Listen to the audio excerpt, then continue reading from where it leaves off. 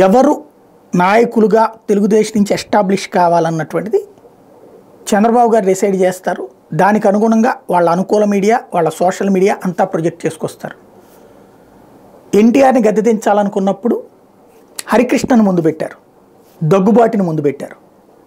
కరెక్ట్గా సీఎం టైంకి వచ్చేటప్పటికి ఫస్ట్ హరికృష్ణకి ఏం చెప్పారు? పార్టీ అధ్యక్షుడిగా హరికృష్ణ, ముఖ్యమంత్రిగా చంద్రబాబు.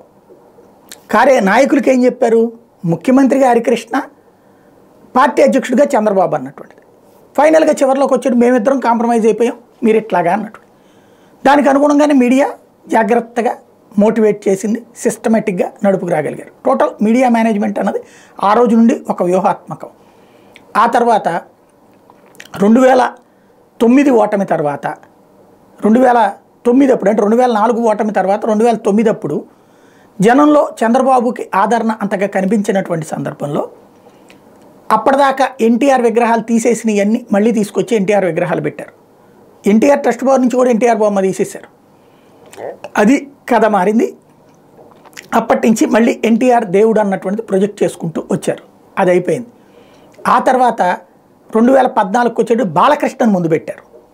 బాలకృష్ణతో ప్రచారం సీరియస్గా చేయించుకొచ్చారు.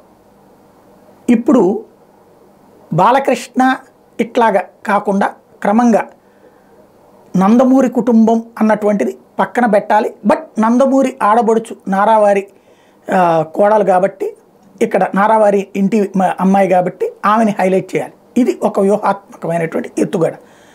భువనేశ్వర్ గారిని పదే పదే హైలైట్ చేస్తున్నారు. బాలకృష్ణని ఎక్కడ ఉంచాలో అక్కడ ఉంచుతున్నారు.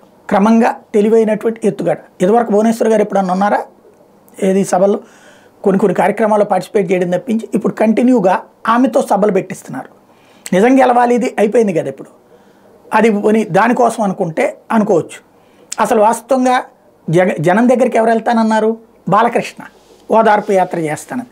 కానీ బాలకృష్ణని పక్కన పెట్టి భువనేశ్వర్ గారిని తీసుకొచ్చారు. టోటల్గా చంద్రబాబు గారు, లోకేష్ గారు, భువనేశ్వర్ గారు తెలుగుదేశం పార్టీని నడిపించేటటువంటి నాయకులు.